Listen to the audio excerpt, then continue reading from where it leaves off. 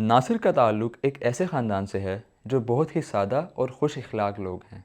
उसके ख़ानदान का एक अहम असूल ये है कि चाहे सबकी दिन में कितनी मसरूफियात क्यों ना हो, रात का खाना सब लाजमी साथ बैठकर खाएंगे। इसी बहाने सब एक दूसरे को वक्त देते हैं और अपने दिल का हाल बांटते हैं। सब नौजवानों की तरह नासिर के भी कुछ दोस्त हैं, मगर नासिर उनमें अलग ही नज़र आता है।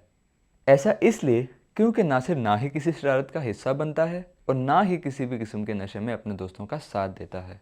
इसी बात की वजह से नासिर के दोस्त उसे तंग भी करते और उसका मजाक भी उड़ाते। यूँ तो नासिर अपने दोस्तों की हर बात हंसी में उड़ा देता था, मगर ना जाने क्यों इस दफ़ा अपने घर वालों से छुपकर उसने सिगरेट पी। गुजरते दिनों के साथ नासिर ने हर वो नशा करना शुरू कर दिया जो उसके दोस्त किया करते थे। नासिर की बिगड़ी हालत और रवैया देखकर उसके घर वाले बहुत परेशान रहने शुरू हो गए।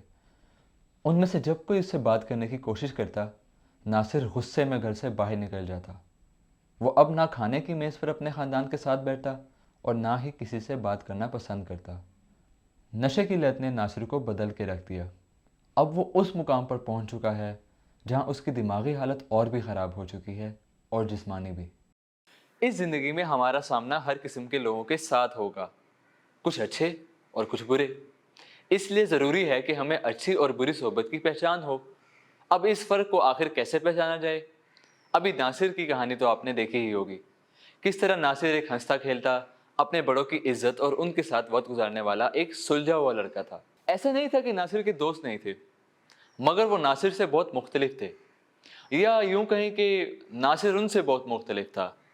इसके दोस्त उसके सामने नशा करते, मगर नासिर कभी भी अपने ईमान से नहीं फिरा। अपने दोस्तों के लाख उकसाने पर भी वो अपनी तरबियत और ईमान को मजबूती से थामे रखता, मगर मुसलसल दबाव की वजह से नासिर डगमगा ही गया। फिर क्या था, उसने अपने घर वालों से छुपकर वो हर नशा किया जिसका उसने कभी तसव्वुर भी नहीं किया था। देखते ही देखते नासिर के मिजाज में तब्दीली नजर आती है, जो कि उसके घर वालों की परेशानी का सबब बनती है। यहाँ मैं मिसाल लेना चाहूँगा दानिहल नबी की कि किस तरह से जब उन्हें सज़ा के तौर पर शेरों की गार में डाल दिया गया था, पर फिर भी उनका खुदा पर से ईमान डगमगाया नहीं। उन्हें यकीन था कि वो शेरों की गार में भी महफूज रहेंगे क्योंकि वो सच्चे थे। इसी तरह अगर आप भी ऐसे लोगों की सोबत का हिस्सा हैं जो आपको गलत कामों की तरफ मुतवज्जा करते हैं, तो ऐसे लोगों से दूर रहने में ही आपकी भलाई है। यकीन जानिए, वो आपके दोस्त नहीं। लेकिन अगर आप किसी बुरी सोबत या आदत का शिकार हो चुके हैं और नहीं जानते कि खुद को इस मुसीबत से कैसे निकालें, तो आज ही हमसे रब्ता करें। हम अपनी पूरी कोशिश करेंगे कि आपको नेक सुला दें।